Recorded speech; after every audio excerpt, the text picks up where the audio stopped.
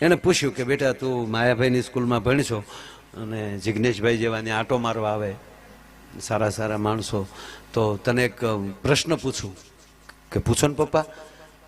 એ કે આ માખ્યું ઉડે, માખ્યું જે ઉડે છે એમાં કેટલી માખ્યું છે ને કેટલા માખા છે, એટલે મેલ ફિમેલ કેટલા છે? આમાં ફિમેલ કેટલા મેલ કેટલા, નર કેટલી માદા કેટલી, હાદી ભાષામાં માખ્યું કેટલું માખા કેટલા. બોલો છોકરો કે પપ્પા આવું તમારે મને પૂછાય?